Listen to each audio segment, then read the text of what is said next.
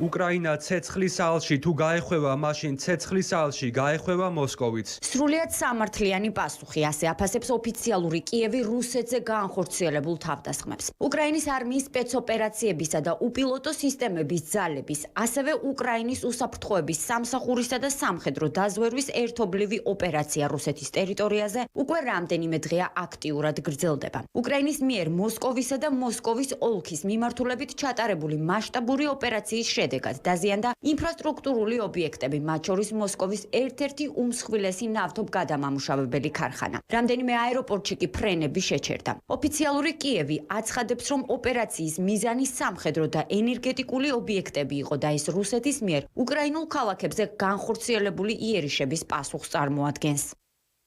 პუტინს თუ არ სურს ამ ომის დასრულება, სურს მისი გაგრძელება, ჩვენ არ დავსხდებით მშვიდად, ჩვენ ვუპასუხებთ. ჩვენმა შორს მანძილზე მოქმედმა სანქციებმა კიდევ ერთხელ მიაღწია მოსკოვის ოლქს. სამიზნე ობიექტებზე დარტყმები განხორციელდა როსტოვის ოლქსა და უკრაინის დროებით ოკუპირებულ ტერიტორიებზეც. ეს სრულიად სამართლიანი პასუხია ჩვენს ქალაქებსა და დასახლებებზე რუსეთის თავდასხმებზე და ჩვენი მეომრების მიერ გაწეული სამუშაოს მნიშვნელოვანი შედეგია ამ ობიექტების წინააღმდეგ, რომლებიც რუსეთის სამხედრო მანქანას მხარს უჭერენ. დროა ომი დასრულდეს და რუსეთმა საჭირო დიპლომატიური ნაბიჯები გადადგას. რუსებისთვის ჯოჯოხეთი იწყება და მასთან გამკლავება ძალიან რთულია. ჩვენ გვაქვს შესაძლებლობების ფანჯარა, ლოჯისტიკა იკეტება, ყირიმი იზოლირებულია, ის გავლენას ახდენს აღმოსავლეთზე. არსებობს პირდაპირი კორელაცია იმას შორის, თუ რამდენად ძლიერად ვაძლევთ ლოჯისტიკას და რამდენი თავდასხმა ხდება ფრონტის ხაზზე.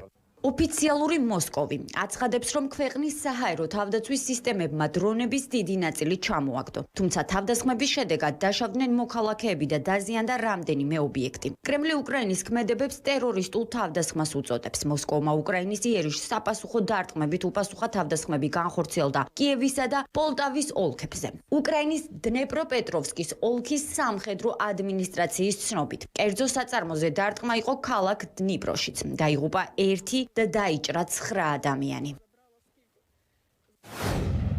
საჰაერო თავდაცვის სისტემებმა მოსკოვის მიმართულებით გაშვებული ათეულობით უპილოტო საფრენი აპარატი გაანადგურეს. მიუხედავად ამისა, რამდენიმე ობიექტი დაზიანდა და შესაბამისი სამსახურების შედეგების ლიკვიდაციაზე მუშაობენ. ქალაქის ძირითადი ინფრასტრუქტურა ფუნქციონირებას აგრძელებს.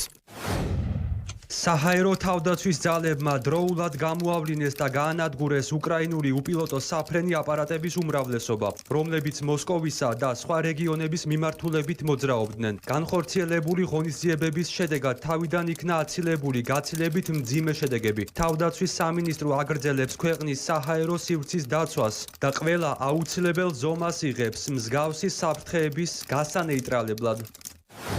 მოსკოვის ოლქზე განხორციელებული მასშტაბური დრონული შეტევის შედეგად ათეულობით ადამიანი დაშავდა, საცხოვრებელი სახლები, ინფრასტრუქტურული ობიექტები და სატრანსპორტო ქსელის ნაწილი დაზიანებულია. შესაბამისი სამსახურები ადგილზე მუშაობენ, ხოლო დაზარალებულებს ყველა საჭირო დახმარება გაეწევათ. ვითარება სრულად კონტროლდება.